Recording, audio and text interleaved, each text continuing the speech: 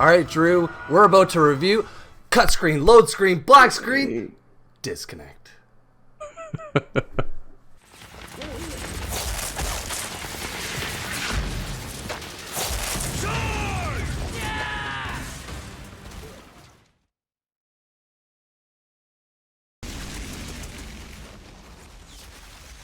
All right, Drew, this week we got our hands on the latest looter shooter, Outriders by People Can Fly, man. Okay, so what did you think of this game? Because I'm a huge looter shooter guy. I've played Division, Destiny, Borderlands, a ton of these types of games, and gotten into a lot of them. And this one has gotten me severely. What with a catch? So, what did you think of this one, dude? Yeah, this one is very addicting. There's no doubt about it. I've had a great time playing Outriders, but we've definitely experienced a ton of issues, right? And just some weird mechanics behind the game. You nailed it right at the very beginning, right? It would be like a load screen, black screen, cutscene. Like, it jumbles all over the place. Just like, what is going on? Even to transition from one place into the next, you would get this short cinematic, then you get a load screen or a black screen, and then you get a load screen. And it's just this constant within the game itself. It could have been a lot smoother, but the core gameplay is really what keeps me going. Dude, these abilities, these powers, these upgrades, the gear that keeps dropping. Now, the gear looks very similar, but a lot of the guns all look the same right now when you kind of are in the early stages. You can really mod and customize it as you kind of get up in the later levels, which is awesome. But at the same time, dude, a rusty gun is one level, but then you get into like the blue gun and it's just a polished version of that gun, like, you know what I mean? So the assault rifle is my go-to, is that just looks the same every time I get a new one. I'm like, okay, cool, very similar, different paint scheme, right? There's no different like actual physical attributes to it, and I guess that's kind of what I was hoping for the most. But what I'm really hooked on actually is the story. We are on this planet called Enoch, and you're there in search of hopes of a better life. Your actual home planet, Earth, is just dying, more or less. So you go to Enoch, you run into this huge problem called the anomaly, and it takes over, and your Outrider is lost in this Cairo state, and you're frozen for years. All of a sudden, you come back out of nowhere, and it is years later. All your Outriders have more or less perished along the way. And then when you come back, you're out there to find out what's going on. And you're one of the very few Outriders left on the planet of Enoch. And that's where you kind of set your story. You know, it kind of just starts unfolding from there. And dude, some of these characters, like, they don't hold back with some of these characters either. Like, it is awesome. Dude, I really do love this game. It is fantastic. Yeah. But it just has some very unfortunate shortcomings. Yeah, the story, man, like you said, at some points it has you really kind of captivated. Like, yeah, there's some really crazy moments in this game. You're like, wow, they just don't care. It's like Game of Thrones. Okay, exactly. That person's dead. You know, so that really appealed to me. But again, like you kind of mentioned earlier, it's like sometimes you go to talk to someone, it goes to a black screen, or it's another cutscene, and then it's just this time. Like, there's just the pacing at times really is what kind of takes you away from it. Yeah. But I don't know. I really did connect to a lot of the characters, and I think your main character, the male voice, is pretty.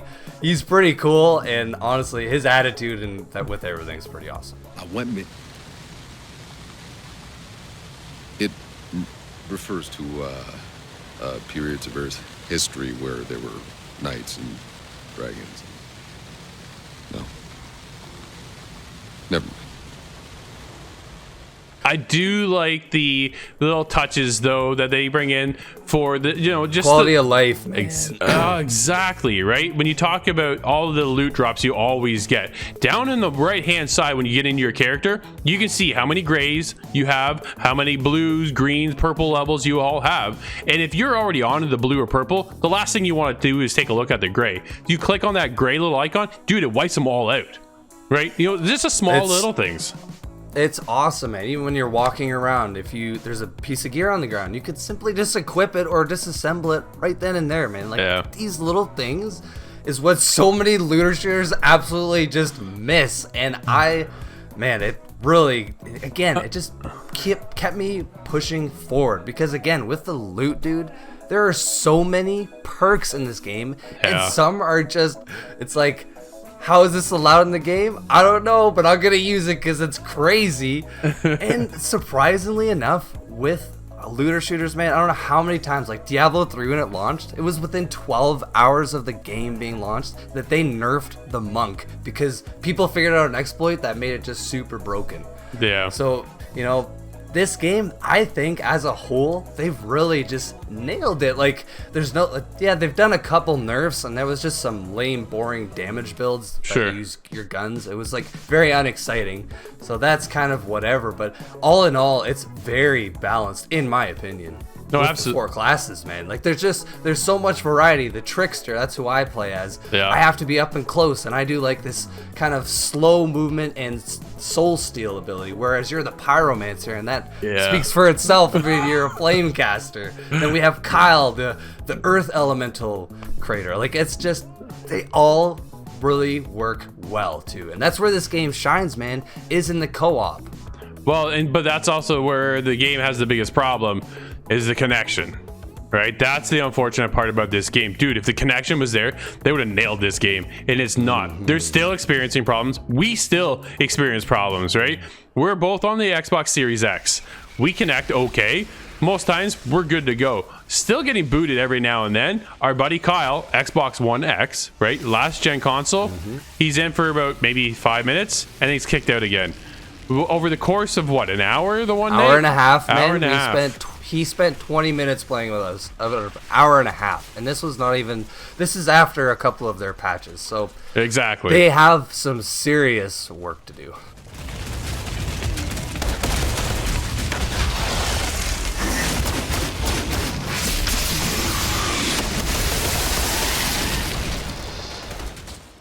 All right, Drew, we've been looting and shooting quite a bit in this game, and I think all in all, we've had a wicked time.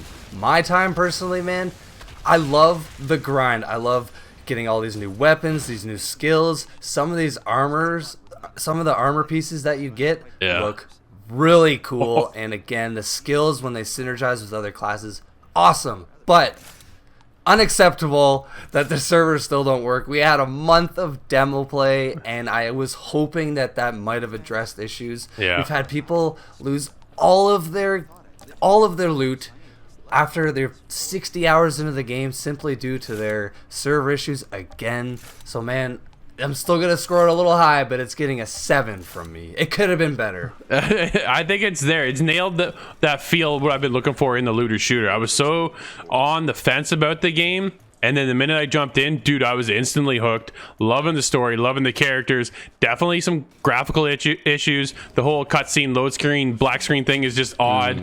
Right? There's definitely some polish that needs to be done still to the game. Being the servers are the biggest concern right now. I love the game, and I want to give it a high score, but I can't because of these bugs, right? So from there, dude, I got to go with you. I'm a 7 as well.